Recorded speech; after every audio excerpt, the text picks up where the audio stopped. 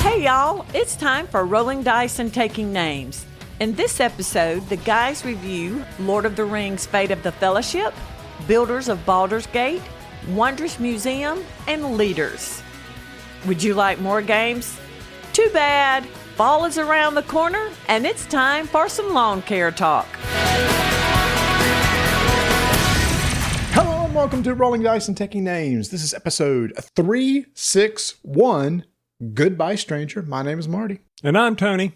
Once again, the show is titled after somebody who's passed away recently. And this is one of those that was like crap, because Supertramp is one of my favorite groups. So Rick Davies, co-founder, co-writer, singer. There were two main kind of leads in Supertramp. He's the one that sings like the verses in Goodbye Stranger, Logical Song, etc. So he passed away at the age of 81. Now, was he the high-pitched one? The other guy. No, the other guy. That's, I'm hearing Goodbye Stranger in my, the head right now. Go to the verse. Think of the verse of Goodbye Stranger. Okay. So the devil is my savior, but I don't pay no heed. That's Long okay. Ago, I know. I was Yeah. shining, he was shining like that's the guy, and then it switches to the other guy. Yeah. Okay. It's so interesting. Okay. Yeah, I can't do that part either. I can't either. I try to, but I can't do it. I was thinking the other day, who do I think the most underrated bands are? And my top three, and one of my top three was Supertramp. It's one of those where I was like, I know those songs, but they're never given like accolades for like how good they were.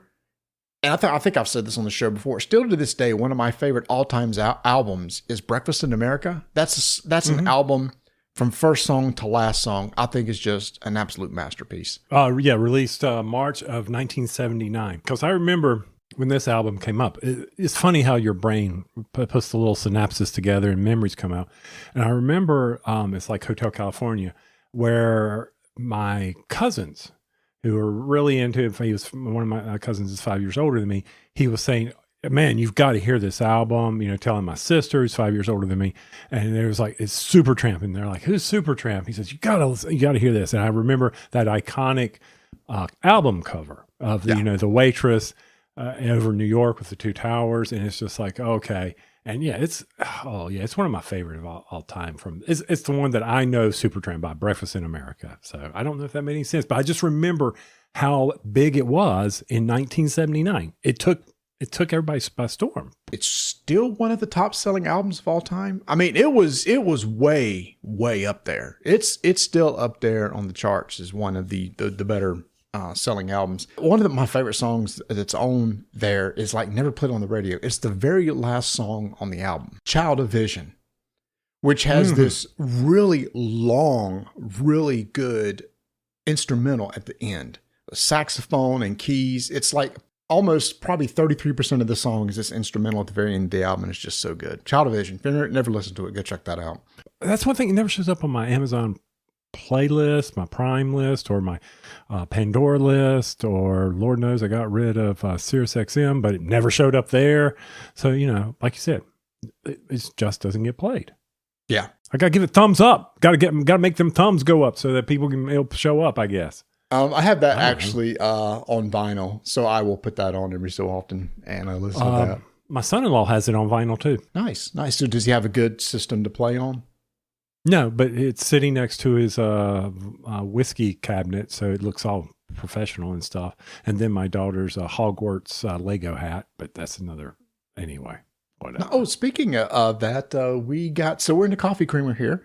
And they released some Harry Potter themed coffee creamers. And today we got a toffee flavored coffee creamer that's actually really good. Just came out. Vanessa had to do a special order and go to a Target that's further away than what our close one is, just so she could go try it. So we tried it today. It's decent if you like coffee creamer. I don't like coffee, so no, I don't know what else I could put it in. Yeah. Well, maybe milk. I understand. Okay, we are dragging here. We need to pick up the excitement. We need to bring it. So, Goodbye Stranger, great song. Why did we have this in here for all of the songs that's going to be, or all the reviews that are hitting here? Don't know. I just picked that title because we had already used the Logical Song. Yeah, and it's really appropriate because he co-wrote that song. All right, so I've got here in the show notes superstitions in sports. For years, I've told Vanessa that when I watch our alma mater, NC State, play, if I'm watching the game, they do bad. If I leave the room, they do good. She has said, that's ridiculous. Just sit here and watch the game. You have no effect over this game. 2 weeks ago, we were playing in football. We were playing Virginia Cavaliers. I am watching the game, and they are doing horrible. Virginia gets the ball, scores. I said, that's it. I'm done. I go to my room, my office, and start doing stuff. She said, you're not going to believe this, Marty. They just scored. See, I said, I told you so. She said, you got to come watch the replay. So I come in and watch the replay. Then I get to the game again, and then all of a sudden it flips, and Virginia starts doing good, and we start doing bad. I said, that's it. I'm leaving the room again. And I said, actually, I'm going to go mow the yard. So I go mow the yard, and I come back in. She said, Marty, it's amazing. They were down. They've now come back. I went, oh, sweet. And right as I look at it, Virginia scores and takes the lead. It's like, are you kidding me? So I go to my room. She said, just stay in the room. I will give you updates from in here. And she gave me updates to the rest of the game. And I walked back in. I said, do you believe me now? She said, you've made me a believer. Oh, man. So how did you handle Thursday night's game with Wake? Did you even watch it? I started. And it's like, I'm out. And they're like, I'm out. Sweet. I'm done. We won. They finally showed up to play in the second half. They're a second half team. That's what they are. Oh, my God. Do you have any superstitions while watching or when you played sports? Did you do anything that you felt like you had? No routines or whatsoever, right? No routines, none of that. She wears her NC State apparel on state football days. And then she'll wear her Panthers stuff. I don't know why, the Lord, she's doing that because that's useless. I'll tell you right, that doesn't work. Nothing works for the Panthers. She needs to change something else. But no, I never really got into the superstitions of, you didn't have you wouldn't touch the line when you went onto the field. Nothing like that. Never cross the bats. Any sort of routine. Never special clothes. I had a certain pair of socks I had to wear. When I got home, I said, Vanessa, you got to wear these socks. I got a game tomorrow. I mean, I had a special pregame routine I had to do. When we went to warm up in the field from the first inning, I could never carry out the ball. Somebody else had to carry out the ball. I couldn't do it. It was all these. It got to the point everybody knew it. The right fielder says, I've got the ball for you, Marty. I went, yeah, you do, because I'm not picking it up. It was stupid stuff like that. That's fine. That's what makes it fun. I will say this. All right. So in the state Wake Forest game, there was a blatant. First off, Wake Forest ran it back for a touchdown on a kickoff. Okay, right at the beginning of the game, right? Right at the beginning of the game, first play. Yeah, first play. That was such a blatant block in the back by Wake Forest. I mean, the guy went 5 yards the other direction. How do you miss that? And then I'm watching other college games that I really don't care about. And I mean, people are going to say, yeah, they're human, but the officiating sucks. I was watching the Notre Dame Texas A&M game last night. Don't know why, just was. I don't have any investment in either game. And the last play of the game, Notre Dame's got them stalled at the 10-yard line. Texas A&M needs to throw it to score, and they'll get the PAT and they'll win the game. Okay, so the guy rolls out, and I'm sitting there. If that's not called for holding, I don't know. They tackled the guy blitzing. They grabbed the offensive guard was falling down and wrapped around the guy's legs and tackled the Notre Dame rusher. How can you not call holding on that? No foul, touchdown, PAT. I'm like, throughout the game. Was it SEC officials? I don't know. Okay, maybe. But I don't know who they were. I just know that over the course of watching the games this weekend, I'm like, are we getting high school officials now? What is going on here? I'm sorry. Yes, I'm whining about, but it was an epidemic of just poor play calling that even I can see in real time. If I can see it, they should be able to see it. Yeah, it's funny, just in sports in general. Baseball's been really bad because, they've got really accurate ways to see strikes and balls now. And basically they can grade umpires now. and a lot of them are really bad. And so, they're going to some places, the minor leagues are going to the instant replay. I'm sure it'll end up here too. I did watch, it's funny, I never watch a lot of games I don't care about, but I ended up watching Clemson, Georgia Tech, which was really fun to watch. And then Georgia, Tennessee, which was another fun one to watch that went into overtime because Tennessee missed the kick at the very end of the game. But yeah, they were good. It was an entertaining day for college football. Yeah, I was just like, I know a lot of people don't care about sports ball on this channel, but that's all right, or on this podcast. But it's just, I'm just like, okay, I haven't watched any official NFL games. So, I don't know what they're doing right now because everything's instant play. But I will say one of the things we were watching, the state game was pretty cool where they were taking you into the replay booth. Yeah. That was cool. Really cool because actually we as the audience, the TV audience, heard the results before they announced it on the field. Mm-hmm. That was cool. Yeah. So what we're talking about, y'all, is basically they have a organization. I don't think is it in the stadium or is it the main office? Wherever they're reviewing it. It's the main office. Mm-hmm. And you can hear all the officials basically watching the tape and then discussing among themselves and then making the decision. And the TV audience got to hear that, which we've never got to hear before. Right. And they were reviewing it before the guy even made it to the prompter so they could show him what they're seeing so that he could say, okay, yes, I agree with that. And they're like, okay, yes, I agree with you. Yes, I agree with that call. Here's the spot, yada, yada, yada. So yeah, that was pretty cool. I was enjoying that. Yep. So, all right, let's do a little board game talk. Yeah. I finally got to Miniature Market, proud sponsor of Rolling Dice and Taking Names. Maybe if they're proud. I don't know, but we're going to say that. Head over to Miniature Market. Get all your gaming needs. And I did. And I've talked about this on a previous episode where they had a blitz sale. And thanks to my notifications, I received it and said, oh, what's on sale? El Grande was 40% off. The new one? Okay. The new one. Redoing. Nice. Yep. Nice. So I really enjoyed playing that at Tantrum Common, when we did, I think a year and a half ago, was it? And I said, this is one I think Noah and Rebecca, the family could get into, even Donna, straightforward game. And at 40%, 35% off, you can't beat it. Cannot beat a classic at that price. So I picked it up and we're playing and finally got to play it. And I'm explaining the rules and they're like, oh, this isn't that bad. I'm like, okay, see, you grasp me. But they started getting a little hurt because I was so far out in front of the lead. And they're like, this sucks. You're too far out in front. There's no way to catch up. And I said, just wait. You'll see how this game will swing. And sure enough, in one of our turns, Slingshot, they're starting to adjust and fix and make the game swing away from me. Sure. Suddenly we're at, getting the majorities. They're moving things. They're picking things they start teaming up on me because I'm so far out in front. Mm-hmm. Sure enough, I end up in last place when the game is over. Mm-hmm. They felt gratified because they caught the leader who had so many points ahead and were able to get in front. But it was still, we were all within, I'd say 10 points of the leader to me, to the last place.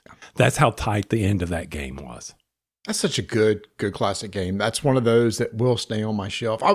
I've thought about teaching my family. Now that you had success, maybe I'll try it. I don't know. I've never taught them anything like an area control or area majority game. I don't know which one you call it. And the concept of, the numbered cards and putting people from the supply into your court and whatever the terms are. And it was so funny. Noah was getting on Donna because she wouldn't keep her people with the province or whatever the supply was called in that game. He's like, no, they need to be here. That's in the rules. He was just giving her a hard time. Well, she goes, I got to reach across the board. He goes, I don't care. You got to do that because you don't want them mixing with what's in your court. Correct. And that's it. And that was one of the big things. But they were all like, okay, we like this game. I'm like, thank you. Finally, not a simple game that I, roll dice, mark a score pad and say Yahtzee every once in a while. Just saying. Nice. All right. Sorry I was late to get to recording. I just spent some money. I bought a dethatcher. Oh my. Yeah, I spent a little money. My yard is in terrible shape and I can see all these brown spots. So it's a little 15-inch dethatcher. Mm-hmm. And it's going to take me 1 week, 10 hours a day if I want to do, it's electric, do my whole yard. Because I would fill up my little bag. There's no way I can get it done. But I'm telling you, that's not easy work. No, so I've never done it. I really have no interest in it. It's probably something I need to do. It's like, is it worth my time or somebody else's time sort of deal? If they got the big machine, they can do it. But I mean, I'd pass. It hasn't ever been done, so I'd pass with a dethatcher. I got a Sunjo for those interested. By the way, Sunjo, if you'd like to sponsor Rolling Dice and Taking Name, please reach out. We'll be happy to take your money.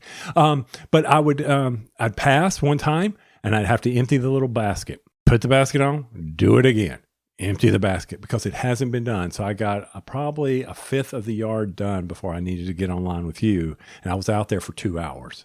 I was like, oh my gosh, what was I thinking? But we'll see how it goes because it's about that time to do some fall seeding. Yes, it is. Aeration and seeding is coming up hot. My yard has been, I haven't lined it yet. Man, it's too late to lime. I guess I'm not going to lime it right now. You can't do it now. Get them sprinklers running. Let's go. Let's get that ground nice and wet. Well, they're running only 3 times a week. When I get, I have a service come and do mine. So when they let me know, then I'll start really running it, soften up the ground. It's been so dry. I got to start setting up phase 2 of my sprinklers. You can have 2 ones. Where the ones that water the trees because they're killing the grass. I'm like, this sucks. It was doing so well. And now, cut down all the trees. Who needs all these trees? Yeah. I've got a tree lined yard, but basically all 3 sides of my house is lined by trees and grass will not grow there. And there's nothing I can do about it. It is what it is. So for all of the listeners out there, it's that time to get prepped for fall. Those of you north of North Carolina, you better get really busy because it's going to come quick and you won't be able to get that seed down. It'll go dormant on you. Do they have cool weather grasses or hot weather grasses? They have cool weather grasses. They don't have Bermuda and zoysia, so they got to get on the stick, don't they? Come to our Discord channel if you live just north of us. Ben, what kind of grass Ben, do y'all? TR? Yeah. What kind of grass y'all got? Is it a special fescue or is there something else? I don't know.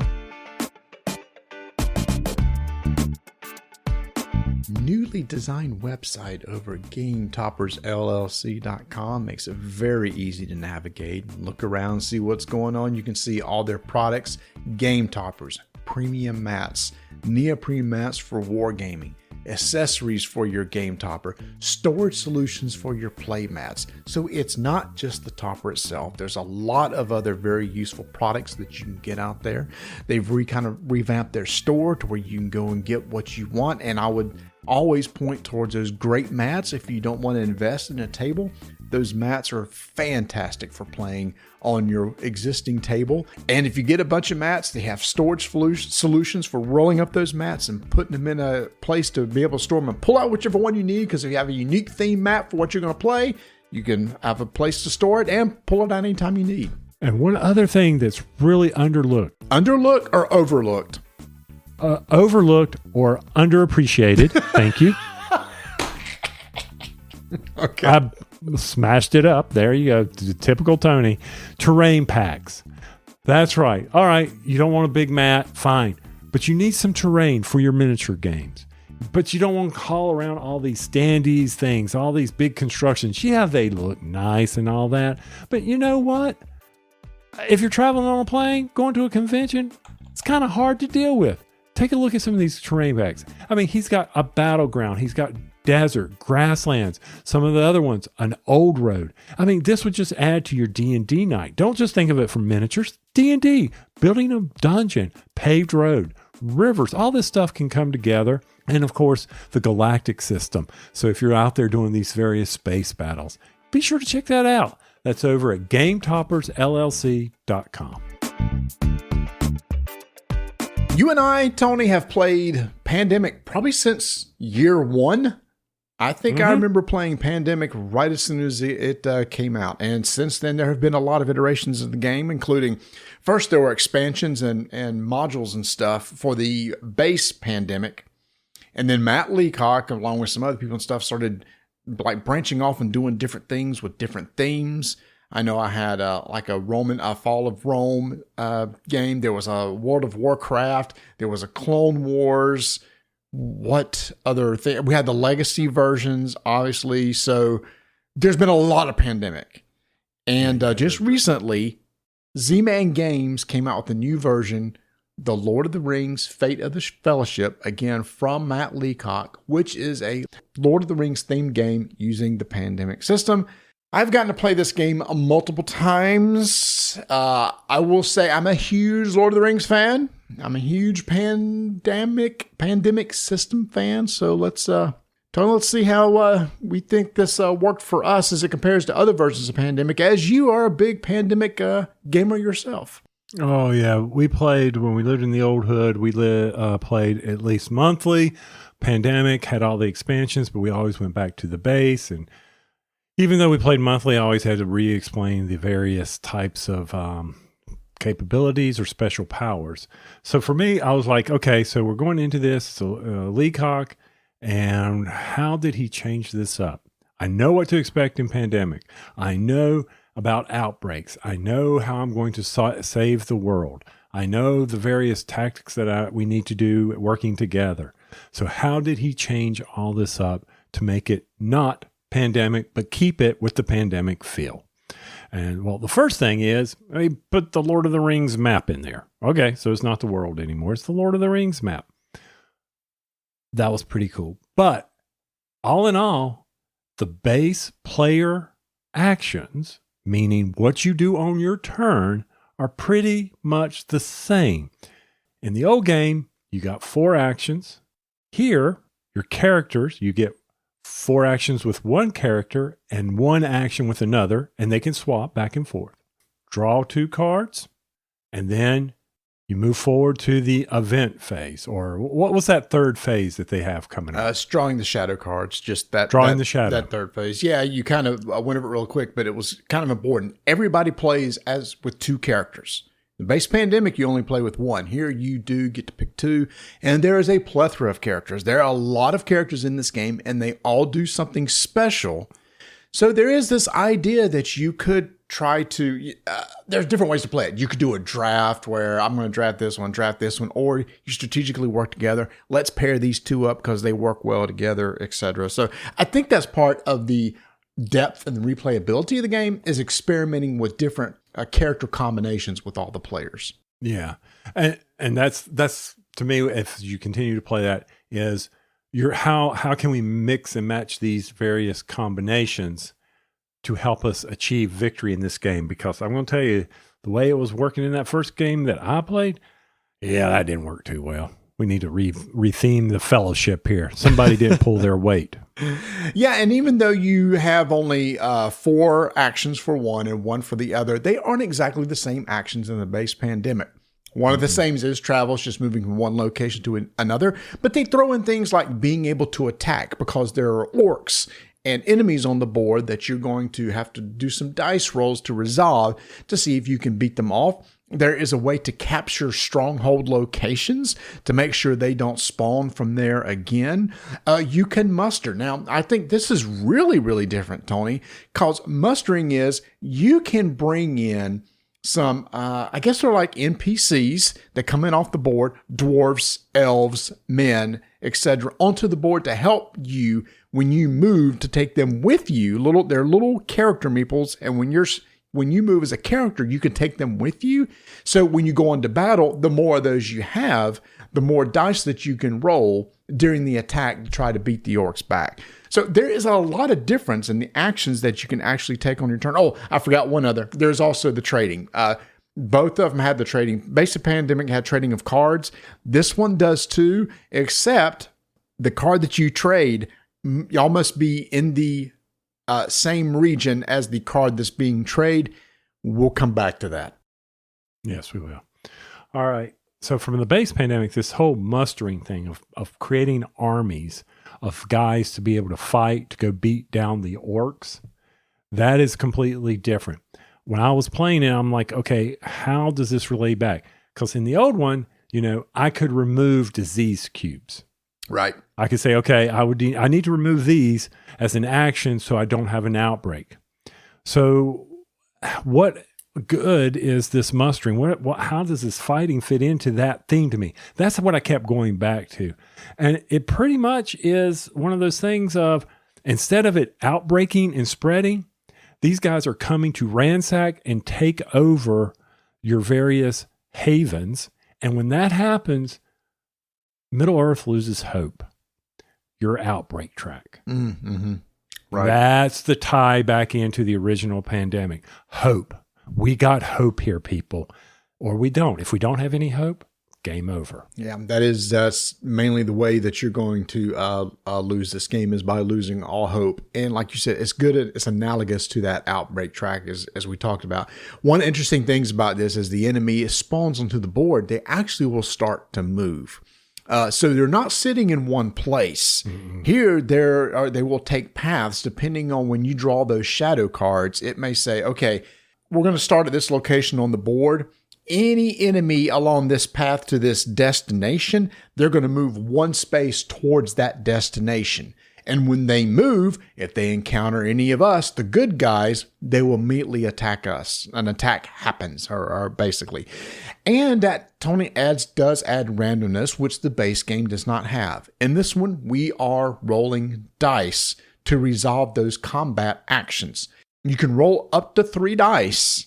And when you do, you'll just resolve what's on the dice. It could be, hey, you just remove an enemy from your location. It could be remove an enemy and one of you from the location.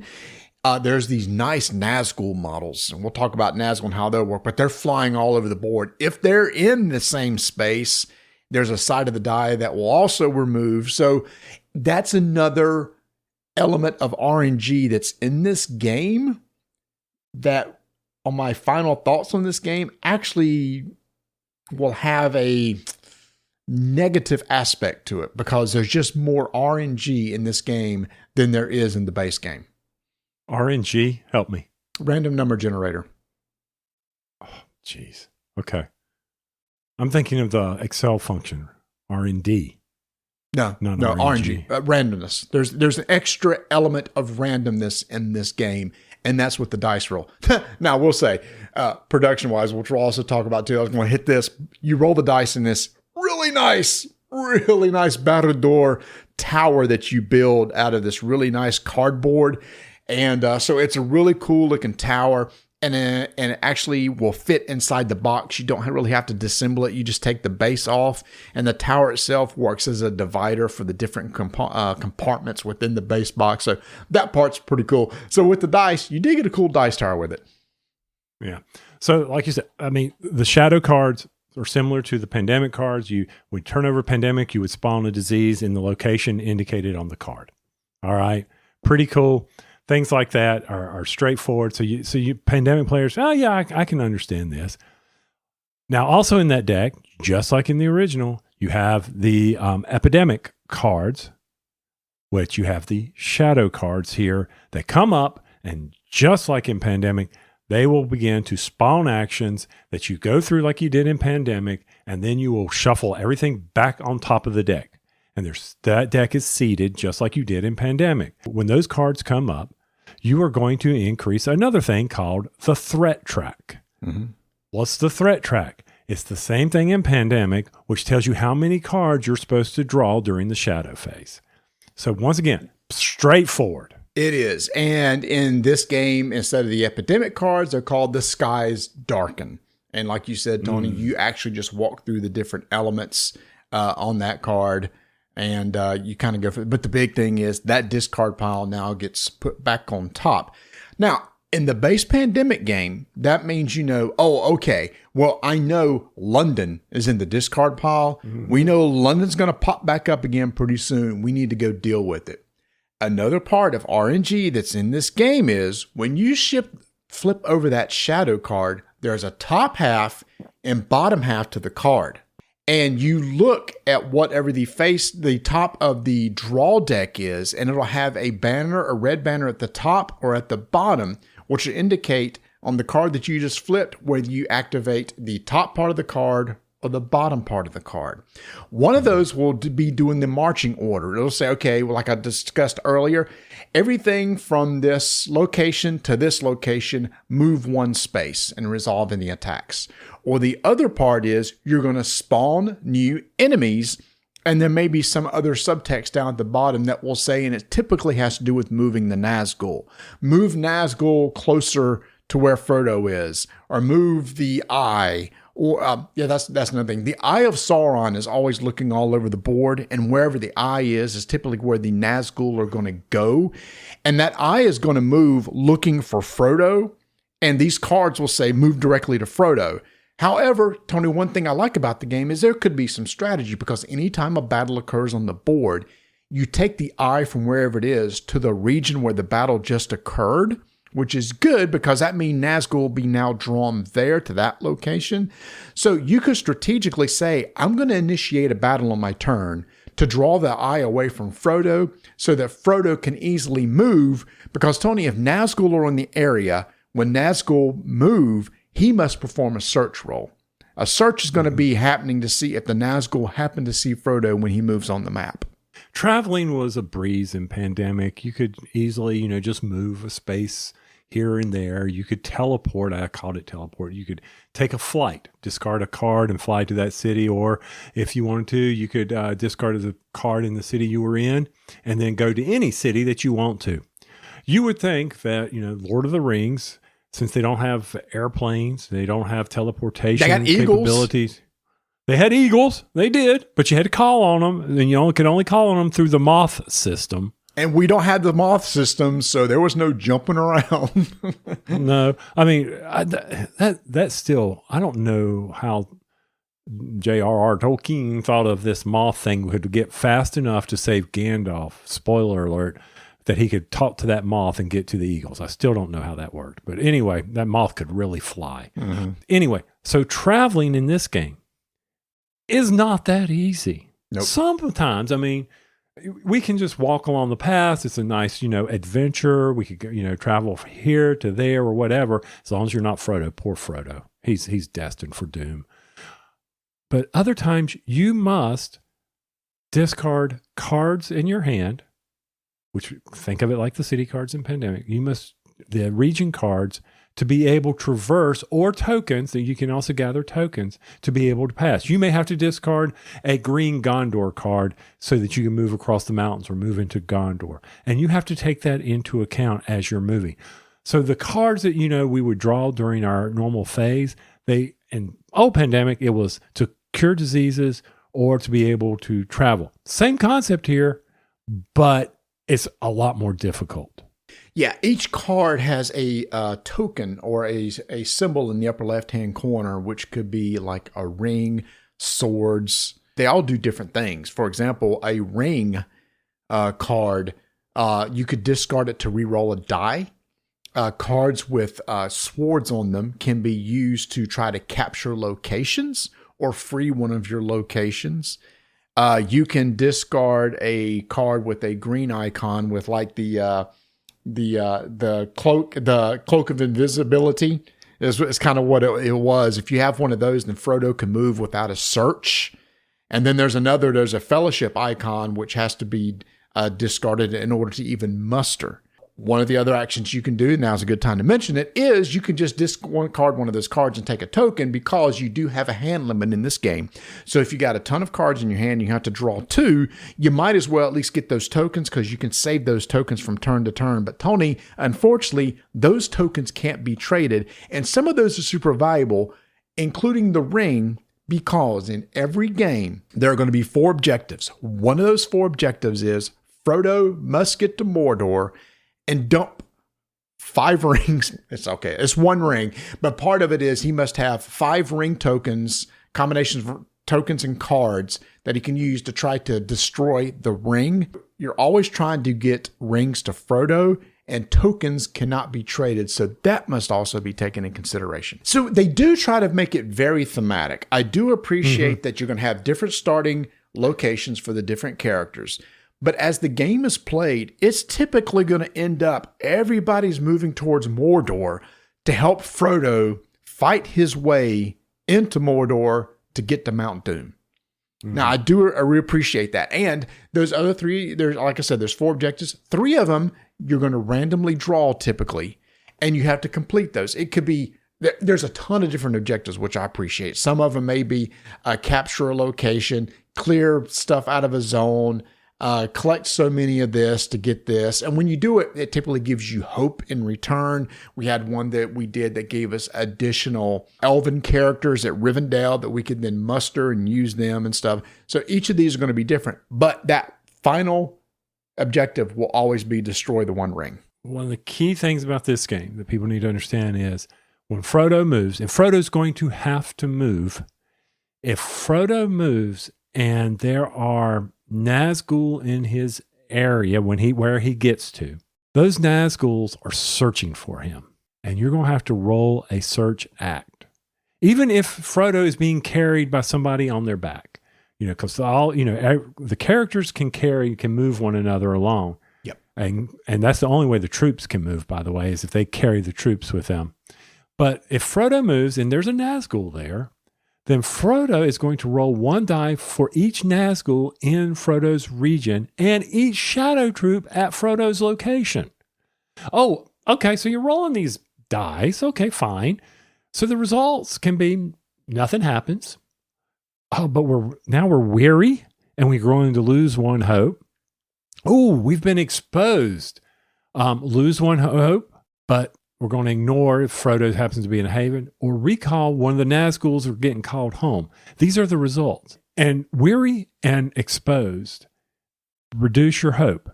And as we said before, losing all hope loses the game. Yep. Meanwhile, all these guys during the shadow effect, or the skies, during the shadow phase, they're building up as you get closer to Mordor, and you come into a location with Frodo, and there's 5 little orcs down there, 5 little guys, and some Nazgul in the area. Guess what? That's a lot of die you're rolling. Yep. And you can lose hope very quickly. So like in Pandemic, that snowball effect, it can come in and all of a sudden you've got outbreaks going everywhere if you're not taking care of the business in Mordor. Yep. Or at least I think so. That's true. That's what I appreciate is it is definitely not a one-to-one to the base Pandemic. There's a lot of new actions. There's the concept of outbreaks and stuff it's been replaced with just new enemies spawning and moving across the map. Tony, I don't know if you ever played The Fall of Rome. That was the concept in that game where it was like Pandemic, except you had barbarians moving in. So it was the same sort of thing. They would just keep moving towards Rome to try to take over Rome. So in that aspect of that game, it wasn't like diseases either. And that's what it kind of reminds me in this one. Now, let's just talk about the game in general. The map is absolutely gorgeous. The production is top notch. I mean, I could just sit here and stare at this map all day. I just think it looks great. I like the art. The art is a different style of art for the characters. They're not movie stills or anything like that. And they don't look like what's in the Fantasy Flight Lord of the Rings game. They have their own unique look to it, which I appreciate. So production value is really, really good. I had no issues with any of the cards. I did sleeve everything because you're talking about with that shadow deck, you're constantly shuffling and stuff. So I bought some nice Gamegenic sleeves that fit that particular deck because they're a little bit bigger than normal. Presentation wise, it looks really good. Now, Tony, it is a long game. If you're going to win this game and you've got 3 to 4 players playing, you're going to be looking at 2 hours or more. Oh, yeah. It can easily be a 2-hour plus game. And that may just be on introductory and standard mode, Skies Darken 4 and 5. Yeah. I can't imagine how long. Legendary 6 Skies Darken. Yeah, that is not going to happen. Well, it's going to last 15 minutes. It's harder. Yeah. The longer game is the introductory game. The harder you make it, the quicker it'll be over. But you want to win. You absolutely want to win. And you talked about the map. Okay, so I agree with you. Map is amazing. However, this is what's going to maybe put some people off. Yes. Telling Donna about this, she has no clue what the Middle Earth map looks like. So when the names are coming up, she would have been like, I don't have a clue where Boromir is or Rivendell. I have no idea. You and I have looked at the map over and over and over. Believe it or not, we may not know exactly where all the locations are, but we at least had a general idea. Even though the cards showed it, it wasn't so much the easy to find or the tracing the paths. I think people who aren't that familiar, and that's true, people who don't play Lord of the Rings or are into Lord of the Rings will probably bypass this completely. Sure. I think if you're not familiar with the map, it's going to be tough in the first few plays, and it will even add to your time. But you'll get it, So I think it's gorgeous. Yeah, but still. And it's easy to miss some of the little nuance icons on it, the traveling icons on it. Let's talk about the map. So it's gorgeous, but there are some issues I have with the map. Talk about the paths. When it tells you to move, it says, okay, move on this color path. And there are a couple colors that are kind of close to each other. Luckily, the card does a good job of pointing out specifically it's going to move from here, follow this yellow line to here. So then once we find that on the map, it's easy for us to follow, but it does take a second to find that location on the map. Another thing about the map is, Tony, this thing gets really, really crowded with a lot of bits on this thing. The Nazgul are gorgeous, but they're huge. And they can have 7 of them flying around, and they're on these nice bases, which look really sweet. But when they're all in one small region, you can't get into the middle of the stuff. And then you've got these tiny little army people that you're trying to move to a very small circle on a map where there could be 5 or 6 enemies sitting there. You could be having 6 or 7 tokens sitting on one spot, and then you're covering the name of the spot. So there's this constant moving things around to see where's this path, move those guys out of the way, where's that name sort of deal. Even though the map is beautiful, it's a decent sized map, it gets very crowded. So I saw this on Etsy. Somebody has put together, they have come up with these holders, and they've created a 3D version of a banner. And the banner represents the characters that you have, and you put them in the holder. Okay. So I have a red banner and I have a red holder. So my characters are sitting there in that red holder. And I also have a little tray for all the little people I'm carrying. So I'm only moving the banner along with through the board. Is the place that holds the stuff off the board? Yeah, it's off in front of you. Oh, okay. I'm buying that. Can you send me a link? Because that would make this game so much better of it not being cluttered. Yes, right. 100%. That's a brilliant idea, because to me, that is a negative of this game, is the maintenance of the pieces on the board and going, wait, was that enemy in this location or that location sort of deal? Right. And it was, so the Nazgul can be all in one area, and you can see your banner and represent, oh, okay, that's what's over there right now. And it was really ingenious of the guy to come up with that. So I'll definitely send you the link. How many of those does he have? Because there was a bunch of little, it seems like it would be banners all over the board, sort of deal. No, it's a banner for your character, who you are. And you're right. If you had two characters split apart, then yes, you would need additional ones for that. So there may be some ways to do that. So you would easily have 2 little trays in front of you to indicate the banners. And then or the banner saying, okay, your character is now traveling with me. I will take your character and put it with my banner. You'll have to figure that out. Okay. It was a really interesting idea on how to logistically do that. But I like that idea to handle that. Somebody thought about that. Yeah, it's a busy board. What can I do? Oh, I can just represent it as one token. Yeah. And what that token represents is in this little tray. Okay. I like that. So basically, the banners only represent a character. So if there's a location, say Isengard, that has 2 Gondorian meeples in it, they just sit on the board itself. But if you walk into Isengard, those 2, and you go and you leave with them, they go into your little tray. Yes. Got it. Okay, I see logistically how it works. Yes, that would help. So for me, Tony, one of the drawbacks of this game is just the management of the pieces on the board. Absolutely. Something you need to take care of as you're playing the game, because it really does matter, especially when the orcs or Uruk-hai or whatever you want to call the little red guys that are on the board begin to coalesce in Mordor. Then it's like, ooh, how many did we have here? Did they all come together? Ooh, and the locations in Mordor are very close together. Tight. Very tight. They're okay. Tight. That's cool. I want to bounce it back to you. We're looking at feedback of the game, things you like, things you didn't care for. Things I liked about it was definitely the mimic of Pandemic and the quickness that someone could pick them up. And I like some of the main changes. I did think doing Fellowship, exchanging cards, which was in Pandemic a key element of that game, is also still a key element here, but it is gone up a notch in difficulty. Being able to get the right card from the person in the right area. Being in the city in pandemic was tough enough.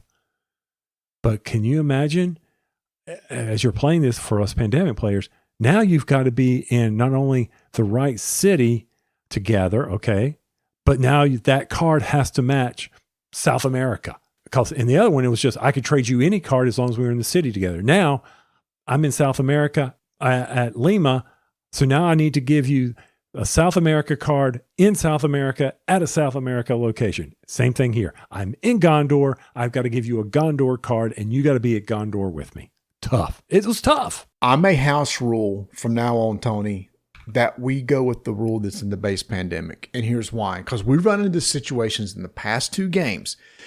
Remember when I mentioned that Frodo needs 5 rings to try to successfully get rid of the ring? There are only 12 rings in that deck. So that means as rings come up, you got to be careful using those for rerolls because they need to go to Frodo. The situation we ran into on our last game that we played, we're towards the end of the game. We're going towards Mordor. We draw a card that has a ring icon on it that's in the region in the Shire, which is on the opposite side of the map. Mm-hmm. There's no way I can get this card to Frodo. Zilch. Because we'd have to go all the way back to the Shire region for me to get them that card. And we're not going to doing that. That card is dead in my hand because remember I said I can't trade the token either.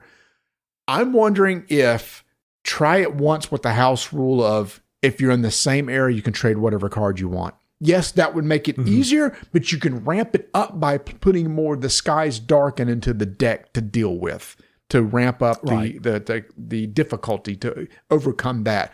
I just think it's too much RNG on the deck draw at that point if you're drawing rings that are in the regions that you're nowhere near anymore.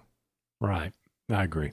Which that's a level of complexity in the game that maybe Matt was looking for because, you know, how do I make it more challenging for those people who are so used to pandemic? I knew in pandemic when we would play how to quickly manipulate the cards to win. And I liked, you know, that was good winning to where I could ramp up the difficulty of pandemic. Right. But I mean, I think that's to me, probably my biggest, it's not an issue. It's just, wow, that was hard. Yeah. You know, am I ever going to win this?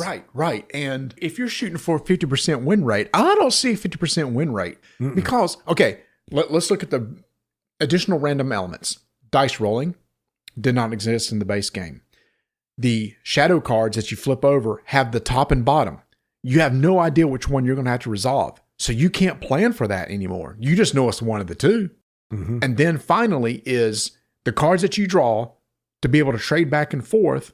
You better hope that you're close to the region where you can do a possible trade. Those are 3 new random elements that elevate the difficulty in this game. Right. But the objectives, I didn't have a problem with the objectives. I thought I would. Loved them. Yeah, the objectives were fun. As long as they meshed well together, I could see where a random... It totally could be that, crap, we ended up with objectives that are like all over the map. Now it's like, yes, 100% the objectives could screw you over too. Again, you could look through and pick whichever objectives you want if you want to do it that way. There are a lot of ways to house rule some of this stuff out so that you ain't got to deal with it and make it whatever game you want to play. Remember, we always go back to Rob Davio said, you know, you bought it, you play it how you want it. It's your game. It's your game. It's your game. It's your game. And Matt, Davio and Leacock did some pandemic legacy stuff, so I know they're okay with it. Things I like. I thought the theme was great. I'm a big Lord of the Rings fan. I think it mimics the theme very well. I felt like I'm playing in Middle Earth. I felt like I played War of the Ring. I feel like it's an alternative history sort of deal, but I understand the goal is the same thing. I like how the characters play. Gandalf's ability felt like, it matched. Legolas was really good shooting things far away, that sort of deal. Aragorn was good helping out Frodo when he moved around and kept him stealthy and everything like that. So all the abilities match the characters in the game. It does run long. And the difficulty, I think, is ramped because of that randomness, and the trading is very hard to deal with. So that's my big nicks and my big positives on the game. If you aren't a Lord of the Rings fan, like you said, Tony, I don't think you're going to get this anyway. No, you're not. Love the game. Thought it was a blast. I like the challenge to it. I like the complexity. I know I'll never get to Legendary, but I do want to win. So it will keep me coming back. And I'm looking forward to deck building.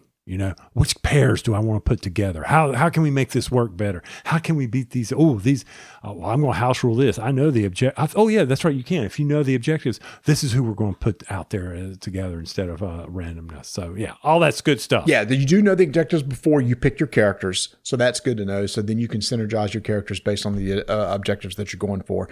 I don't know if you've played any of the other themed games and how they compare. One of my favorite is still The Fall of Rome. I think the World of Warcraft is still a good one. There's a Cthulhu version that I've played that I think kind of matches really well too. I don't know where I rank these in all that one yet. Those are definitely shorter games. This is definitely longer than the regular Pandemic game. So I know this is one of those that I would pull off the shelf later than the others if I don't have a lot of time. Right. And I'll think back to all the other mishmash of them. I don't, World of Warcraft one was probably the one I remember the most. Mm-hmm. The rest of them, not so much. And then even with Pandemic, I had all the expansions, but yet we always would end up going back and playing just the original version because that's what people liked. I'll admit that we haven't played Pandemic in 5 years now. So, maybe one day we'll pull it off the shelf again. For me, I'm keeping it on my shelf. I'm not going to get rid of it. I do like the other. I've kept most of the Pandemics that I do like, and I do like this one because I just love Lord of the Rings so much. Oh, the Lord! Yeah, this is if my family enjoyed Lord of the Rings, yeah, this one would also be on there because this is a very good game. Enjoyed the game. So that's Lord of the Rings: Fate of the Fellowship from Z-Man Games.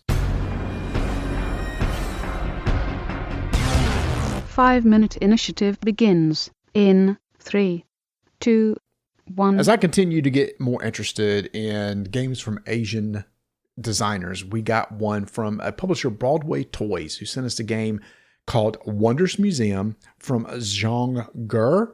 And this is, Tony, to me, feels like a very simplified version of Wingspan.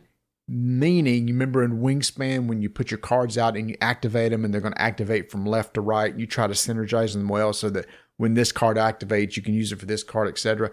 This has that same element. So you've got these little skinny cards that you're going to be drafting. You're trying to find artifacts in a museum, and all you start with a gate card. And on your turn, you can take cards from your hand or what's on the table and put them beside your gate to the left or right. And then after that, you must always place the card on to the furthest left or furthest right of what is already there.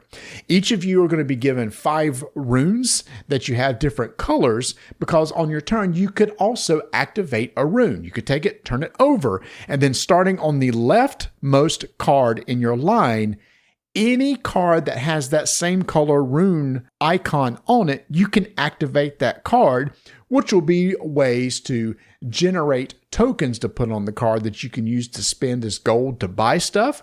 It will be used as thumbs you could put on a card that generates victory points. You could use it to draw more cards into your hand that you might be able to play later. And the whole goal is the first person that has 20 points in their museum, based on the value of the cards in play, will trigger the end of the game. Play another round. Whoever has the most points wins. Or 10 cards in their museum. Don't forget that. You don't always have to score 20. Yes. You can do, so you have to do that. Cards are expensive. The market adds a little extra tokens at the top to increase those costs. So, and I think that's the key for this game that people need to understand is that when you're playing this, it's the same method of these runes are very important to be able to generate these tokens or allow me to get cards. And then the next thing, I'm going to be spending these tokens for the base cost to add artifacts, museum treasures to my tableau. Now, these cards have special capabilities that some of them say, hey, the card two spaces to my right will give me this. Or, oh, wait, the cards to my either left and right will allow me to get extra victory points. Or, oh, better yet, hey, if this card's activated, you're going to get the number of gold plus equal to the number of runes you've already spent. So you're spending these runes, trying to figure out how to get that out there to build a small tableau engine out that allows you to gather the victory points. Now, the interesting thing, and this is where the strategy kicked in for me, is after you've turned over, there's, like you said, 5 runes. When you turn that 4th rune over, you go into that refresh phase where you have to now reset everything. We take the last card in the market off, and then you refresh your runes, and then play continues. I like that. I did like that. That was a very quick step. Yeah. The refresh. And I like the fact that you couldn't refresh that I knew of until then. I like the fact that you can discard cards to pay for stuff. Yeah, I actually had a card that said, spin this to refresh everything. Oh, that's nice. Yeah, I missed that one. Yep. So, yeah, I did buy that one. I think the thing is, I kept trying to explain to people, it's like, you don't have gold tokens to buy stuff. No, when you want to put a card into play from the market, there are cards that will generate points like in a deck builder. Mm-hmm.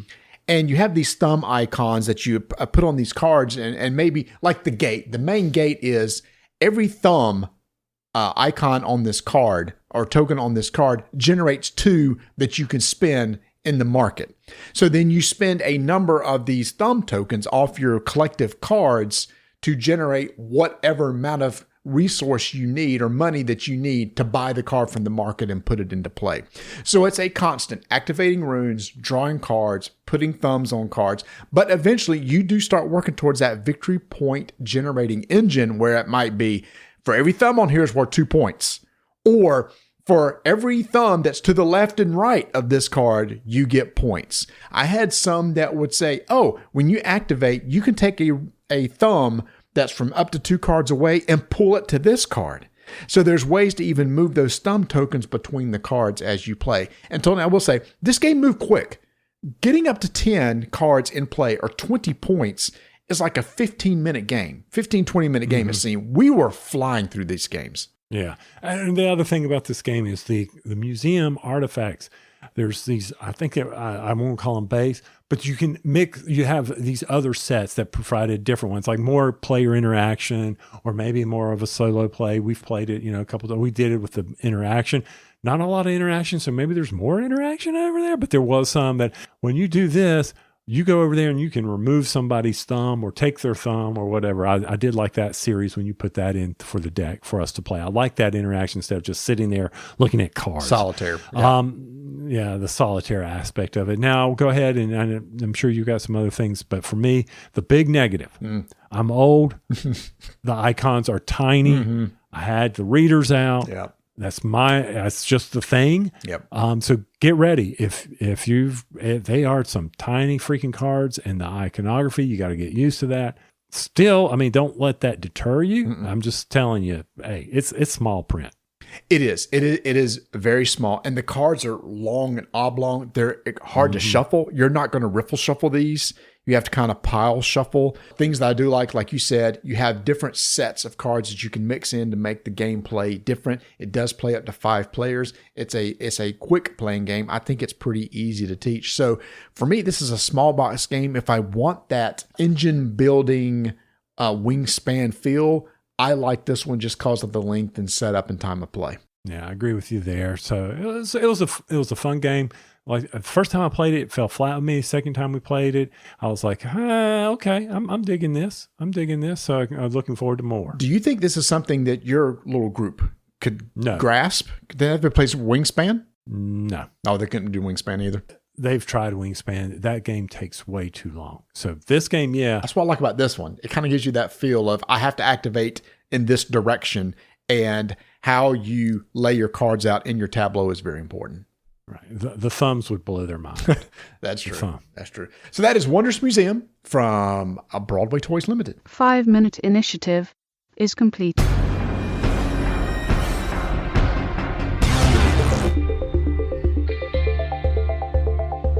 Tony, I tell you, Miniature Mark has been dropping these here. This game that used to be like $45, you want it for like $15. They come out with these deals. It's like, geesh, where did that come from? It's like, how is this only like $15 sort of deal? And I know you said you got El Grande for a really good deal. And I guess, did you just get that in an email? How'd you find out about El Grande being on sale? I received my notification via email that said, go check out our next deals. I went over there immediately because I know things sell out pretty quick, especially the hot topics.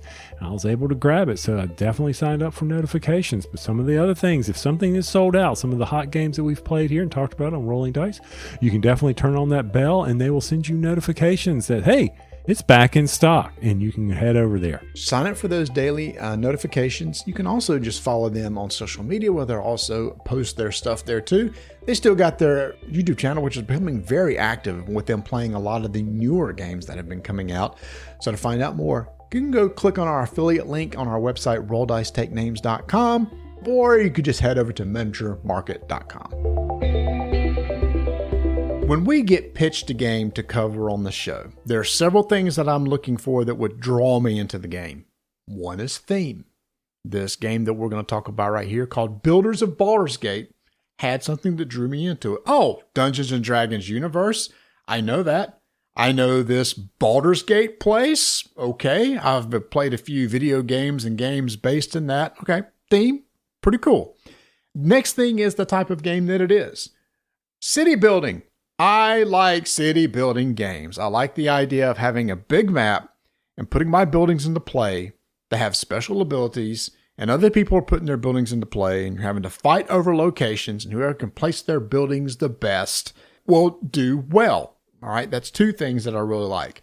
Throw in a little element that is like, oh, I wasn't expecting that, and you've hooked me. Builders of Baldur's Gate has this element of, over time, enemies will come in and attack your city, and you need to have fortifications built in different areas of the city to protect against those attacks. Because if you don't, those precious buildings that you bought are now ruined, destroyed, no longer of any use to you whatsoever. And that's what Builders of Baldur's Gate from WizKids Games and designer Matthew Dunstan has brought to us. Oh, there's one other thing I forgot. The designer. Have they played something I liked before? Matthew Dunstan has done Elysium and Guild of Merchant Explorers, which we really liked. So all that, Tony, was like, okay, I want to try this, and we got it on the table. Mm-hmm. Oh, yeah. I didn't realize Guild of Merchant Explorers, one of our favorite games to play here in the McCree household. It's one of Donna's favorites. I've played Elysium, Monumental, great, amazing games from Village Rails. We love Village Rails. I mean, my goodness, there's all kinds of games. Again, he has a huge pedigree of games. Yes, and this is a game that played 4 players, 90 minutes. So it's not something that's going to sit on the table too long. Really quick player turns, because there's only 3 things that you can do. You can build, you can send a worker out to the board, or you can collect income. And I probably think, Tony, the most important thing is building. There's these plot markers. They're going to be randomly placed on the board, and those are the places you can actually build buildings. Buildings are represented by cards that you have in your hand, or you can send out your worker to go to one of the spots on the board to get a card from the display area, or during your income phase, there's a way you can get extra cards. But it's those cards that you're going to build. So if you want to build, it must be one of those spots on the board.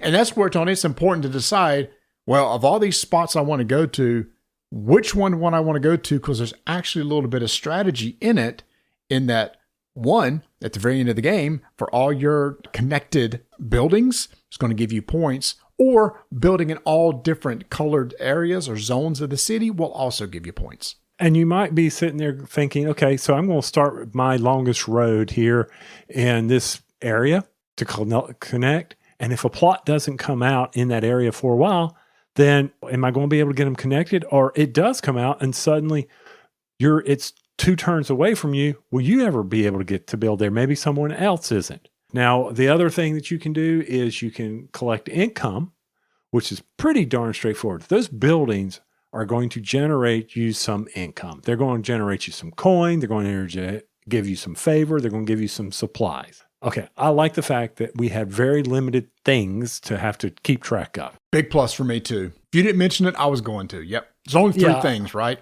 3 things. And they don't do this mix and mash thing where supplies can be favors, but favors can be supplies, and you can exchange. I mean, there's exchanging that can go on, but money's going to build me some buildings. Supplies I'm going to use to generate what's on the building for income. And favors allow me to go out to the board and do various things in the city itself. Yeah. That's how I broke it down as we were playing it. So I'm like, okay, the income phase is pretty sweet. So I do this income phase, and then, I've generated my money, I've generated supplies. Now, depending on my headquarters, I can also do something else that's very, very, very important. If I have a supply, I can return a worker, which is an action we haven't talked about yet, back to myself, because it doesn't automatically come back. I have to bring him back to my headquarters by spending a supply. I'll let Marty talk about this worker and why he's so important. Yeah, the workers are pretty important because there are, each major section of the city has a worker spot where you can go to. There's 9 spots basically that you can send your worker to, and they do all sorts of things. One of the things is there's favor tracks over on the side of the board. There's 3 favor tracks that you have your token on, and there's a worker spot for each of those favor tracks where you can move up. As you move up, it's going to give you things, supplies, gold, allow you to build a gate, which is a structure that you can use basically to connect cities together. It'll allow you to build fortifications, which will be a watchtower or a keep. And you could just get points as you move up on those tracks. And then there's one that's like allows you to move up on any one of those tracks. And then there's one that just gives you supplies, which supplies are important. Like you said, during the income phase, one just straight out gives you gold. One allows you to clear the buildings from the display and claim one of those new buildings. But as you said, Tony, those workers don't automatically, quote, come back to you. Something has to happen for it to come back for you to be able to use it again. One, somebody can go to that same worker location, and whatever worker's there will go back to its owner. Next, if somebody builds a building in that area where the worker spot is, that worker will go back to the owner. And lastly, you spend a supply during income phase to bring it back to you. Keep that in mind. So when you're placing your work there, you're going to have to decide, hey, maybe there's some plot markers that have little construction towers on them so we know people are going to go there. If I place my worker there, maybe somebody's going to build a building and allow me to come back. Or maybe it's one of those favors that people are really wanting, like the faction track, where it's the Council for the Flaming Fist or the Thieves Guild. Maybe someone else wants to go up that track. So I'm going to go there so that they can bring my worker back. But you always have that income phase to spend a supply that's generated in your headquarters to bring them back to your location to use later in the next round. So for the game, that's what you're doing. You're either going to build something, you're going to place your worker, or you're going to generate income. Try to get your little tableau going, see if you can get a little combo system going so that you can generate the most victory points at the end of the game. And is there anything else that we need to talk about this game? Yeah, the major thing, one of the things I really liked was this whole attacking. Oh, you won't talk about the attack thing. I'm sorry. Yeah, the attack phase is kind of a really important part because when you build a plot on a spot, that plot marker needs to go to another location. You have a bag of different areas on the board. Each area where you can build a building is numbered. And you're going to pull a token with a number on it, and that will tell you where that plot marker is now going to go to. That numbered token also goes to a little track in that colored area. So let's say Brampton, which is a little red area. In each of the locations, there's 4 spots that can be built. And so you're going to put that token into the Brampton area. Once the last token is placed in any area, such as Brampton, an attack immediately happens. Foreigners will come in and want to try to hit you. Now, at this point, you're going to look at what the attack strength is of who's attacking you. It starts out at 1, but after each attack, it's going to move along a track and actually end up at 5 by the end of the game. You're going to look at your defensive structures in that one area where the keeps give you 2 points of defense, watchtowers give you 1. If you meet or exceed the attack value, you have successfully blocked the attack. Great. Anybody that had built a fortification in there, and these are really nice little pieces, y'all. The little keeps and the gates and the keeps are nice, and you put one of your cubes on it to indicate you're the one that built it. If you were part of that defense, you're going to get points based on whatever the strength was of the attack was.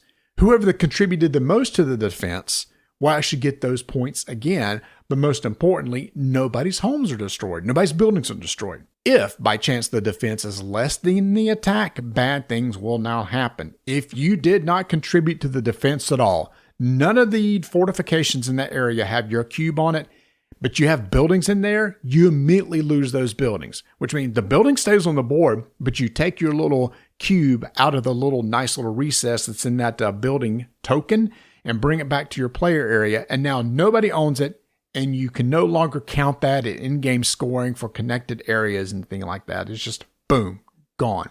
So Tony, I think that was an important part of the game because we were constantly tracking where an attack might happen. We might think, oh, there's 3 areas that if any one of those tokens come out and an attack happens, on my turn, I was going to build a building. Instead, I'm going to try to build a fortification in one of those zones to try to protect my precious buildings that I already have built. Right. You have to do that so it doesn't break up your thing, your longest road, or pulls one of you out of your diversity to get big points at the end of the game. So yeah, there was a slight tension in that as somebody would pull it out, but it wasn't something that you could mitigate yourself. I mean, you were relying on other people. I mean, it's not like we were building up our own fortifications. We were relying on one another to do this. But that's one thing, it's almost semi-cooperative, where we're looking, it's like, hey, I'm going to build the next attack is going to be a strength of 4. I'm just going to go ahead and put a keep here, which will bring it up to 4. And it's like, yeah, let's do it. But you're also protecting yourself too, because again, if you don't have any sort of fortification in there, but you got buildings, they're gone. Right. If you lose. If you don't lose, it's no big deal. Sure. Right. So maybe that's something I want to look at is, hey, what are the fortifications in there? Yeah, I'm going to lose points by not having a fortification in there. If I don't have the most fortifications in there, I'll score points, but I won't get the double for the person who's winning it. I agree. So, I mean, fortifications, yeah, they were important to the game. You could either put them, you could only build them either through the faction tracks on the right of the board, or by going into the various districts that allow you to spend favors to then put those up there, or possibly a building. I had a few buildings that would allow me to do some watchtowers. I had a building that allowed me to build a watchtower. It was pretty pricey, but I could do it. So yeah, I agree. I mean, from the battle standpoint, yeah, you're sitting there thinking, oh my gosh, this district may be attacked. But look, there's all these other districts out there that don't have that many plots on them yet. So what are the chances that 1 in 4 is going to be pulled when there's still 20 some little plot markers in the bag? So it was a risk. It was a gamble. But there's not like you could do anything with it. No, that's it. It was just an extra piece of tension that I happen to like in this game. Also like too is the fact that people building beside of you give you something. Every building that you build will have a bonus that you get if somebody builds a structure beside of you. It could be like a supply. It could be gold or some gold or whatever. Like, for example, everybody starts out at the HQ. Somebody builds beside your HQ. Even yourself, you automatically get 2 gold. I like that. It has kind of the Terra Mystica thing where there's that one building. If you build beside it, you get a bonus sort of thing. So I like that. So as I built buildings, I was trying to build in spots with a lot of connecting roads into it, because eventually those plot markers are going to be built around where I put that building. And then I was going to collect some additional bonus from that. Right. Yeah. I mean, that's obvious if that plot token is sitting there on the board. If it's not, and you want to put a building out, then you just got to take whatever you get from that standpoint. So don't think that you're going to get a lot of stuff from these buildings. The buildings didn't generate for me the types of income that you're used to in other games when you're doing building. You're getting that from doing the income phase of the buildings cards. That's what's driving the income for the player. Not so much the buildings on the board themselves. That to me was an add-on. Yeah, it was. It was. You couldn't count on it, I agree. But it did come into a decision factor I had when I was getting ready to build a building. And another thing on what kind of building I was going to build was the buildings that you build are an engine builder. That income phase is your engine building element. because you can resolve the buildings in any order that you want. I'm going to resolve this building in order to get this supply, to make sure I have this supply, to spin this supply over here, to do this, to do this. I love combolicious games. So yes, I was focusing on building buildings where I could do this to trigger this, to trigger this, to trigger this sort of deal. And at the very last one, it was like, if I have the right stuff, I get some good victory points. So I kind of targeted those things that would generate victory points for me during every income phase. Also, you have agenda cards that allow you to get in-game victory points. So you need to make sure you have those in mind in certain buildings. Hey, the number of buildings you have that are area, you get victory points from that. Or if you have so many ends, you get victory points. But of course, you've got to go up on the faction tracks to get past the, to be able to score the agenda. So it's forcing you to go up on the faction tracks to score the agenda. Yeah, there's 3 agendas that you get at the beginning of the game. If you want to score all 3, you must cross a certain point on each faction track to do so. There's only 2 that I wanted to score, so I only focused on 2 faction tracks to make sure I would score each of those. Now, there was one other building that you could build that we haven't mentioned, and then I kind of want to wrap up the rules here. Gates between districts. You could build a gate, and this gate gave you the capability. Now, I didn't add to any fortification, but the power of the gate is it allowed you to score victory points based on the number of solid buildings, not destroyed buildings where the cubes are removed. You could get victory points based on those gates. Some of the gates also allowed you to do other benefits on the card, like, hey, if you have a gate, spend a supply, then you could go do one of the town's actions where you would spend favor, you could go do that. So gate locations, the prime gates only gave you 1 victory point for every cube in the districts that you're around, where the more secluded gates gave you 2 victory points for the districts around. So there was a chance that if those gates, they balanced the game out that way, but it did give you the ability, hey, I've got a gate that's connected to 3 districts. I now have the choice of doing something to be able to advance up either a favor track or get money or whatever that district allows you to do. So gates were very important. All right. So anything else on the rules? I've actually been saying things I like as we talked about the rules anyway. I like the battles. Right. I like the building. I like the combat, the engine building with the buildings and everything. So all those elements came to me in a city builder that kind of met what I wanted it to be. Planning out and building buildings into an area and building the correct buildings and getting to do stuff with them. All right. So when we finished up game night, Marty looked over and said, "Oh, this is going to be an interesting review with me." I am not a fan. First off, anytime you're forced to do a particular thing in order to get the majority of your victory points, I'm not a fan of that. And that's just the type of games I just don't care for. If you get this game and you are playing with people, some of these buildings allow you to go to the district, and when you have this building, if you take this action of the district, you're able to do it twice. Am I saying that right, Marty? You had this card. I did not. Yeah, there was a building that I built that, yes, gave me the ability to trigger the worker action spot twice. Correct. Twice. So if you get that in this district and it's any of the influence to the faction buildings, if you see those come up first, you beeline to those cards immediately. Case in point, Marty's card allowed him to jump up the favor track, the faction track, very quickly, where it would take me normally 9 turns to do. Marty was able to compress that down into 4 or 3 turns. I'd have to remember exactly how many are on there. That's a huge advantage, in my opinion. So you're sitting there thinking, okay, that McCree, you just don't know what you're talking about. I'm like, to me, it's kind of a big thing. We also found that there was a card that allowed some people, there's one card, if you see this card pop up that says, get your worker back for free during the income phase, snag it. Do not let it pass go. You grab that card as quickly as you can.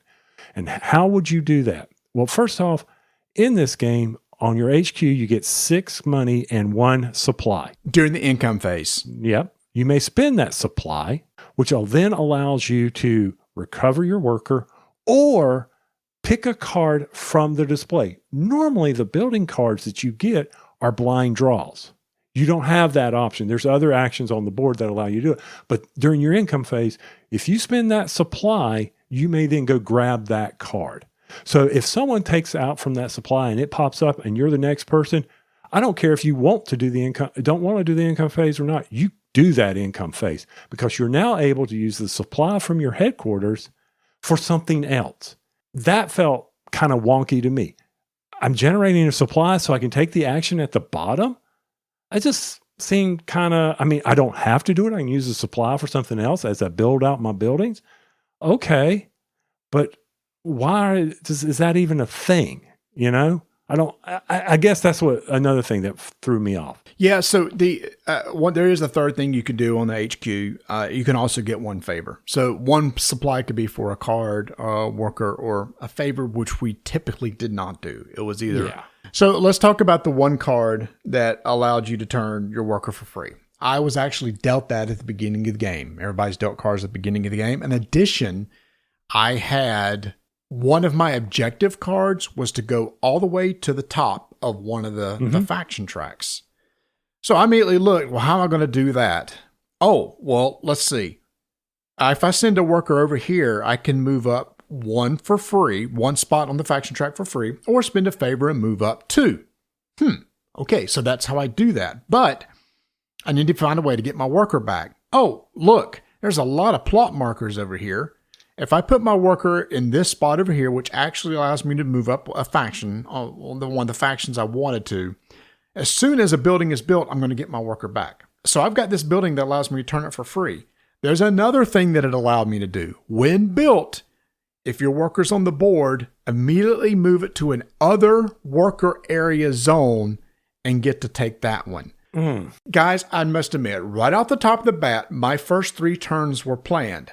Place my worker in a spot that's going to move up on the faction track, build that building, which allowed me to move my worker to another spot on the board to move up on the faction track, which happened to be in one of the zones with the plot marker that I just built in, so that at the end of my turn, that worker's returned to me, and basically I got to do 2 worker placements without ever having to spend anything to get it back and move up on the faction track, which also generated, due to my objective card, it ended up generating 30 total points because I got number of points for the number of levels moved on the track. There's 8.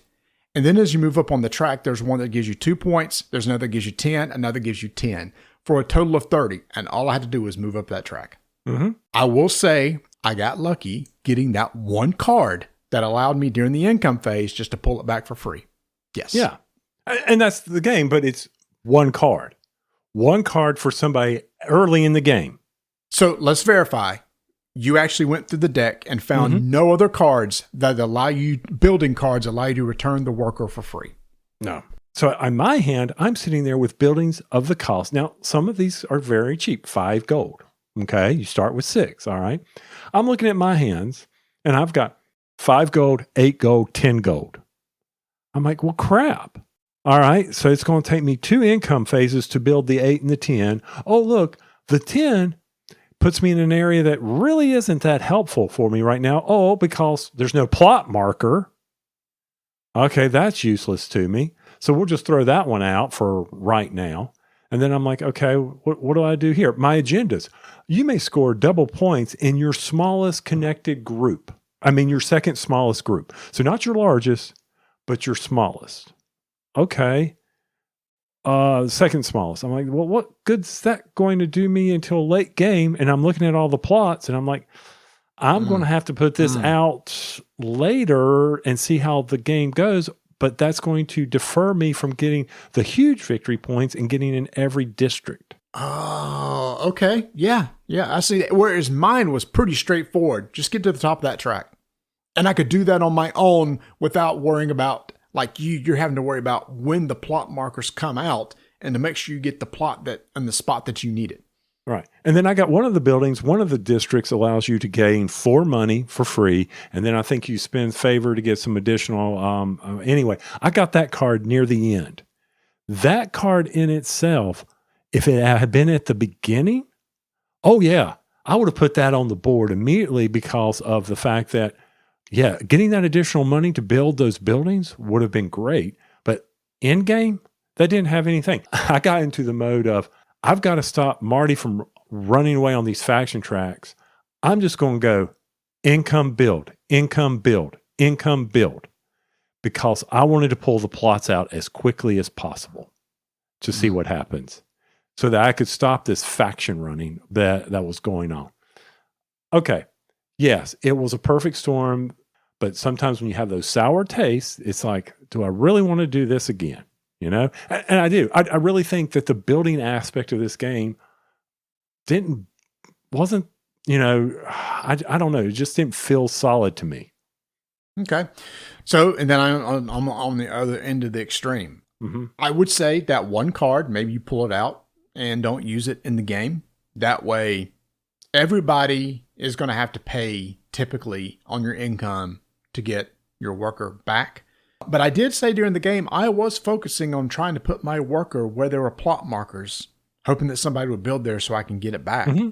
I did do that too, or go to really hot worker locations, knowing somebody else, as soon as they place a worker, I also get it back.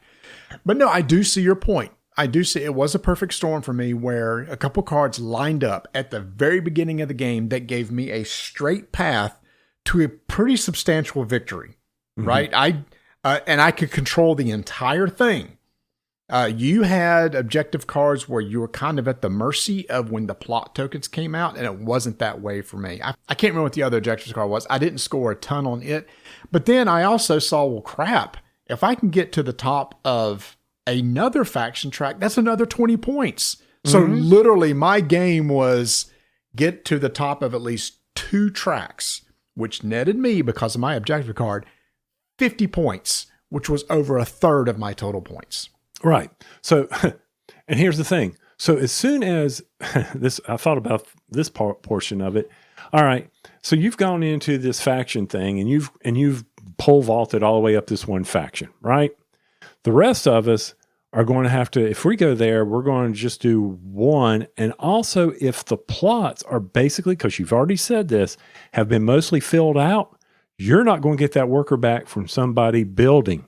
You're not. That's a great point. I didn't think about that. Late in the game, let's say there's a zone that's been attacked. Once that last plot is built in that spot, there's no more buildings going to be put there. So that means that worker area zone, the only way it's going to clear is if somebody else goes to there, or you pull it back on your income phase, spending 1 supply. So that 1/3 of your options of it coming back to you is now gone off the game, out of the game. Yep. And it's true. And at the end, near the end of the game, what you're doing is you're sitting there going, okay, most of the plots are going to be full anyway. So you know what you're going to have to do. You're going to have to use that 1 supply, but you've already built out all these buildings because where are we? Most of the plots are full. It was one of those things I was like, okay, what am I missing here? I thought I had it going supply favor. I was generating enough supply, enough favor to go out onto the board where I could have gone to any of it, but it became a thing of, okay, if I want to run up these faction tracks, I've built out enough buildings, I'm going to have to go over there and go faction income, or visit a district, place a worker, place my 1 worker, income, place my worker, income, place my worker, income. Yep.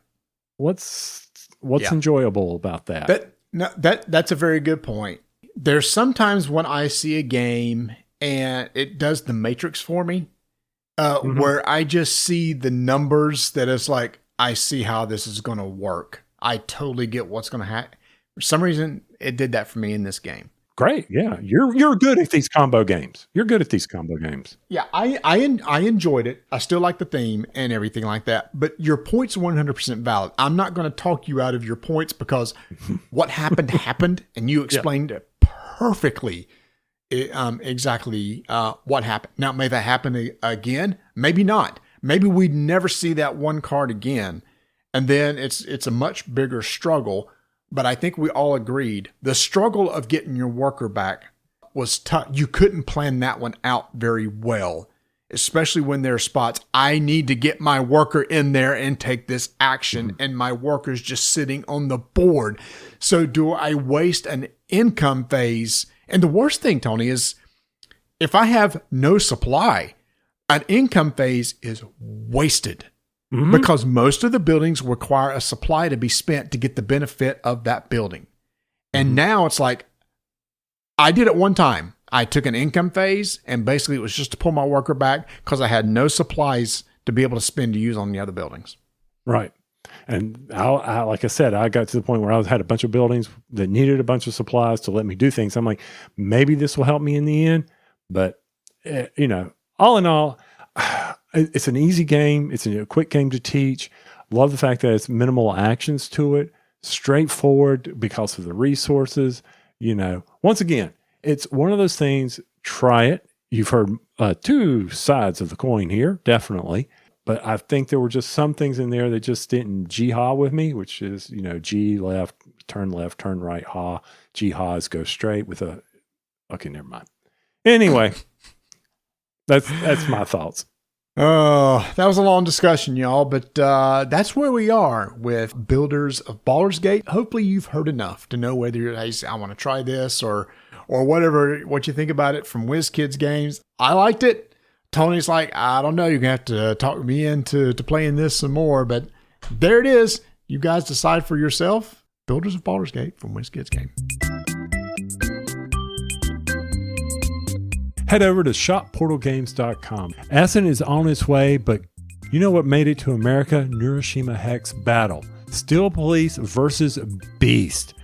Excitement. If you have not gotten into the world of Neuroshima Hex, now is your time. shopportalgames.com. Order it up. And you know what? There are over 16 armies for Neuroshima. Talk about replayability. Talk about differences, challenges. You got somebody at the house, you may pick, hey, let's play this army against this army right now. There you go. Be sure to subscribe to Ignacy on YouTube so you can check out his vlog. He recently talked about Board Game Arena and some of the games that they've got over there. Be sure to check that out so that you know that you can go online, check out those various games possibly. Also, we've got some new releases that are coming. You got the pre-order from Bohemians. You've got the always Robinson Crusoe. You can check that out. The Book of Adventures is always a hot seller. Don't lose out on some of the classic games from Portal because Imperial Settlers, it's gone. Who knows? He may be bringing it back. No, we don't know that. Don't say that. I would love for it, but don't say it. I know. ShopPortalGames.com.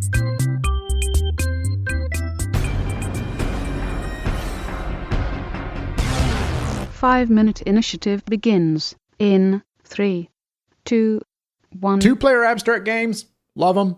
Always have. New game from Studio H from designer Hugo Frenoy is Leaders. Tony, I'm surprised there's not another game that's already called this with such a basic game name. Leaders. This is a game that, number one, when I opened the box, I was stunned. Okay? I opened the box and there's this nice, thick, hexagon-shaped board that I put on the table. And then there's a stack of cards that I took.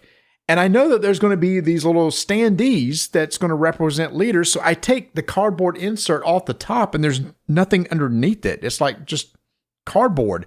And I start looking around the box and went, oh, what's this ribbon, this little tab? It's a drawer. There's a little drawer inside this little box that when I open it, there's all the standees and wooden bases that you can store all your characters. So as you play the game, you can pull the standees out and put them onto the board. And when you put them back, you put them in this nice little drawer. The production, I was just blown away, Tony, with this game for a game that's only going to cost $30 to $35. Yeah. So the concept of this is to capture the other person's leader by having some of their army surround them, your champions. So if you can surround the other player's champion with, 2 people, then you're going to win. So all you got to do is get next to him and you win. Now, every champion has these unique abilities that come into play. Reminded us of a very old game, the Duke, that, where you would flip over and each one had a different type of move. Here's the same thing. These effects came into play. But the really interesting part for this game for me was, this was just standard position and move, was drafting of the team at the start. So first player, he has his leader, he drafts one of his champions. Next person goes, they get to draft 2. You're building your team on the spot. You're having to react to the other player and who they're drafting as well so that you can counterbalance. And if they screw that up, if you build a really sucky team, well, then you might as well just reset the game. But other than that, that's one of the things I really thought was fun to this game. And there's two ways to set up the draft. There's a way where you have the deck of champion cards and 3 come out onto the board. You draft from one of those 3. From that, you're going to build up to where you have 5 total characters on the board. Your leader and 4 champions. Like you said, those champions can do all sorts of things. One is able to move or push other champions. One is to jump over ones. One is to be able to move 2. So they're all very unique. And the card that you draft specifically tells you how they work. I think they're very easy to understand. But Tony, there's an advanced mode to where all the characters are on the table. When you draft a card or draft a champion, you draft, then banish somebody. And then when the other person drafts, they draft and then they banish a character. So if I see you drafted somebody and I know this other character works well with it, on my turn, when I draft it, I'll banish the one that you would want. Yeah, and that's kind of a interesting concept. It took me a while to grasp this. I want to go back to the cards a little bit. The iconography, wording, I didn't have a whole lot of problem with that. Now, it was pretty straightforward to me. I will say, red text on black cards, oh, that sucks. That was tough to see. That's tough to see. And once again, we're whining about being able to see. Yeah, we're old. But it still, red text, yellow on black works a lot better, people. Come on, we should know this. Production out top notch, abstract, fun game, putting those teams together. Every power was different. Everything was kind of fun and forcing you to react to one another. So yeah, Leaders was a very quick abstract game. I got trounced. Let's run it again. Let's see if I can do better the next time. And on your turn, it's like once, basically you can move every character 1 space, unless they have a special ability, or activate the ability of that character. And you don't have to do anything with it. And the leader itself is like the king in chess. It doesn't do anything special. It can only move. It has no special ability. So you're just trying to protect it from everybody else. So you have to use your champions to protect your leader. You also got to try to get 2 of your champions adjacent to the other leader in order to win the game. This game is going to play in about 15 minutes. It's easy to play. It's easy to reset. It's easy to teach. Hey, activate everybody, draft. Once you already have 5 characters, you don't draft anymore, and you just play till somebody wins. Yeah. So it's a fun game. If you're looking for that 2-player abstract, give it a shout. Give it a look. I like it. To me, it has that feeling of Duke. Duke, where you're drawing the token out of the bag and they have special abilities. What I like about this is you get to draft. So you have a little bit more control over the stuff that you have on the board. Yeah, I like it. I like 2-player abstract games, and this one really surprised me. Yeah, we really liked, what was the David Thompson, War Chest? Yes. Yep. Same sort of thing. Same, but a lot faster to play. But same concept. We really like that because of the unique capabilities and what the various characters came out. Yeah. So yeah, definitely. Yep. Neuroshima Hex. Okay, we're a fan of 2-player tactical games like this. So that is Leaders from Studio H. 5-minute initiative is complete.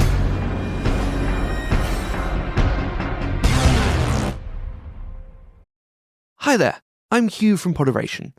If you like today's show, why not check out Dungeons and Dragonfruits, the bizarre, strange, and queer in every sense of the word D&D podcast.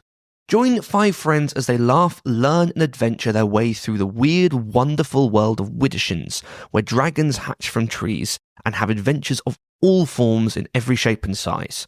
Available wherever you can get your podcasts. Tony. British Baking is back. Yep, seen 2 episodes at the time of this recording. Yes. There's only been 2 out. Yep. So speaking of officials sucking, what? I'm questioning some of their calls, but that's okay. Uh-oh. You mean on who they judged? You think somebody should have been eliminated that's still there? Well, I questioned the landscape cakes, and I'm not going to spoil anything, but I was like, how did that work? But I understand how it works because complete and total flop, but they were able to make it look right.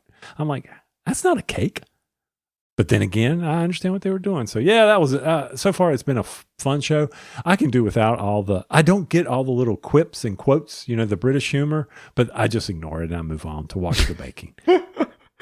Well, I'm not sure what would you not get? The only thing I don't get is when they make references to cities and regions and locations, which I don't understand at all because it's like somebody will say, I'm from here, and thus you do such and such. And it's like, oh, that's funny. It's like, I did. Right over my head. I can give you this type of, it's the same thing though over here. I can give you a Southern accent. Can you give me that type of accent? And we're just like, it all sounds the same to me, but no, it doesn't. But yeah, I was very excited that it started back. The next one coming out is Bread Week, one of my favorite ones to watch to see what the challenges were. I enjoyed the one where they were doing the various shapes with the cookies. Yes. The biscuits. I was like, I wonder how you do. Oh, that's how you can do that. God, that's a lot of work. I think the funny technical challenge was the one where they had to put the little bit of caramel and to do the feathering of the chocolate on top. It's like, oh, that was all hilarious. of them but one were bad. Oh, but I like the mix up on the very first week of you can taste it, look at it, dissect it, or take it apart, and then you have to do it for the technical. I like that a lot. Yeah. I thought that was brilliant. But yeah, I was excited for the British Baking Show returning. Is this going to be Prue's last season? Everybody keeps saying that. I don't know. I know that she has cut back. I think there was a celebrity one that she used to do that she no longer does, but I love Prue. But I know she's like in her 80s, I believe. So yeah, she's up there. Yeah, she was doing one. She loves that alcohol. So, well, she's well pickled. Yeah, well, I mean, anytime somebody uses some sort of alcohol in their thing, she's like, "Ooh, yeah." I just can't imagine sitting there and tasting, like they said, 30-some biscuits. I'm like, whoa, that's a lot of biscuits. How can you tell the difference? And I know a lot of that's cut out that we don't see. Sure, because that would be hard to do. And some of those together spices or mixes they're doing, like matcha. Yeah, I'm like, I would never enter my repertoire. I'm not a big matcha fan, so yeah, I'm just like, I can't copy that recipe. I do like going on their show and seeing the various recipes, the website. All right, video games. I see in our show notes you're talking about the big Nintendo Direct. I don't know if it happened or what. It did happen. It was this past Friday. It was over an hour long, the longest one ever. I'm basically giving dates to a lot of games, but the game that I have had on pre-order since 2019, Metroid Prime 4 is finally coming. So I am super excited that I have pre-ordered it. I've pre-ordered Super Mario Galaxy 1 and 2. I will probably pre-order and get Hades 2 because I love Hades, the first game. Now, Tony, there's a game coming out at the end of the month that you might want to take a look at, and it's going to be for Switch 1 and 2. Final Fantasy Tactics. You've said that name multiple times. Did you like Final Fantasy Tactics 1? Did you like 2, 3? Did you like Advance Wars? Did you like that style of combat? The grid tactic, basically combat sort of thing. That's what Final Fantasy Tactics is. Yes, but isn't Fire Emblem like that? Fire Emblem is 100% like that. I did not like Fire Emblem, but I liked Advanced Wars because Advanced Wars wasn't, after you moved, there was something about it. It just didn't, I don't know. Maybe I just didn't pick up on Fire Emblem. I didn't like it as much. So yeah, Final Fantasy, I'll take a look at it. I got the shelf of shame there rivals the board game shelf of shame. Oh, I got so much I need to be playing. Yeah, they also announced a new Fire Emblem, so now I won't even bring that one up. Sounds like you're not interested in it, so we'll move on from there. Fire Emblem is a pretty big deal. I hadn't had one of those in a while. And I've, of course, already pre-ordered all my new Metroid Prime amiibos that are coming out. I never buy amiibos. The only ones I buy or the Metroid themed one. So yeah, it was a pretty big deal. And I will say, if you're into JRPGs, there are just tons of JRPGs now coming out on Switch 1 and 2. So like the big one was the Dragon Quest 7 Reimagined. Dragon Quest is a fun game if you like your basic JRPG. They remade 3, and they're getting ready to come out with the remake of 1 and 2. So if you like to delve into JRPGs, those are always fun. Those are classic. Okay. Maybe I'll go. I'll just keep listening to you talk about it at game night, and so I can just say, okay, does that sound interesting to me? All right. Maybe we'll see what we can do. Maybe I need to go and finish up Assassin's Creed Black the pirate one. I need Black to Flag. finish that one up. Black Flag. Yeah, I need to do that one. So, yeah. All right. Well, with that, we're going to keep rolling dice. And taking names. Hey y'all, thanks for listening. Make sure to come join our Discord channel. We have lots of great discussions on games and movies. And hey, lawn care. We got a lawn care section, as we teased earlier. It's going to be that time. Also, you can find all of our links over on our website, rolldicetakenames.com. That includes all of our socials, and most of our socials are going to be dice and names.